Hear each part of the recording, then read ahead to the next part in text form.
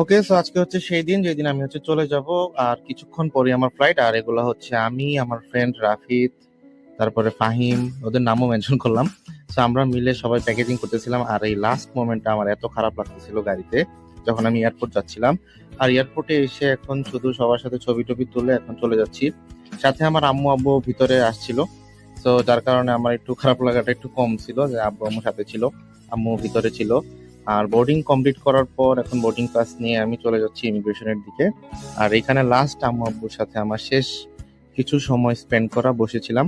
আর তারপরেই হচ্ছে আমি ফ্লাইটের দিকে আগায় গেছিলাম অনেকক্ষণ পরে। ফ্লাইট হচ্ছে ডিলে হয়েছিল, 10টার ফ্লাইট 12টায় ছিল। সো 2 ঘন্টা আমার অনেক বেশি ওয়েট করা লাগছে।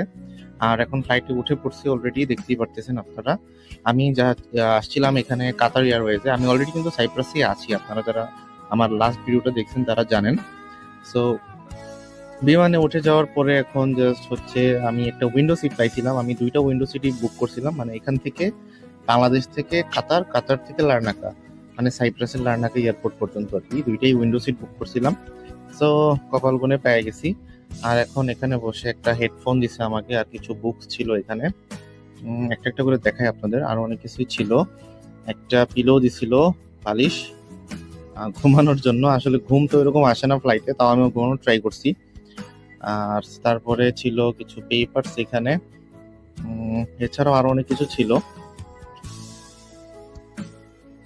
আর এই প্রথমবার ফ্লাইটে ওঠার মজাটা একটু অন্যরকম, কিন্তু অনেক বেশি কষ্ট লাগতেছিল, কারণ কিছুক্ষণের মধ্যেই ফ্লাই করে চলে যাব বাংলাদেশ ছেড়ে।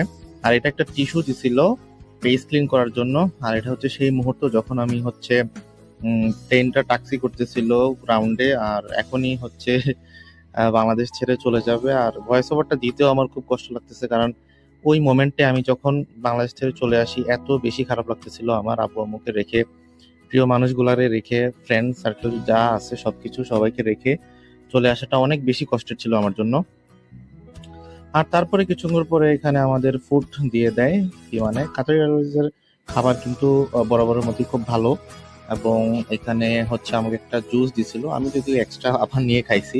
আর ফ্লাইটে কিন্তু এক্সট্রা আপনারা যত চান খাবার খাওয়া যায়, ঠিক আছে, মানে আপনারা চাইলে ওরা আবার দেয়।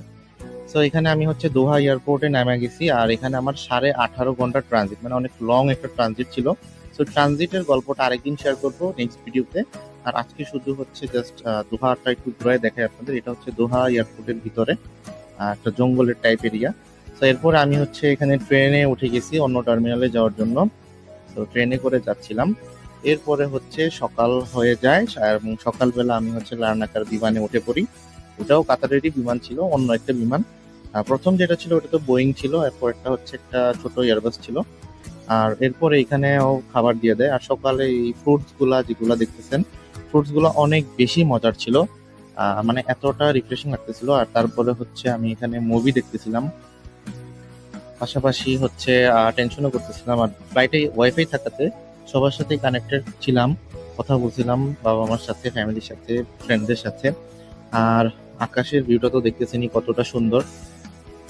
তারপর হচ্ছে আমরা ল্যান্ড করি সকালে 8:30টায়। আমার হচ্ছে ফ্লাইট ল্যান্ড করে লার্নাকাতে, সাইপ্রাসে। আর তারপরে লাগেজগুলোকে ক্লেম করব। আমার 2টা লাগেজ ছিল, আর 2টা নিয়ে এখন আমার ফ্রেন্ড আমাকে নিতে আসছে, ওই যে সামনে আমার ফ্রেন্ড। এটা ছিল আমার লাগেজ একটা, আর একটা হচ্ছে আমার হাতে।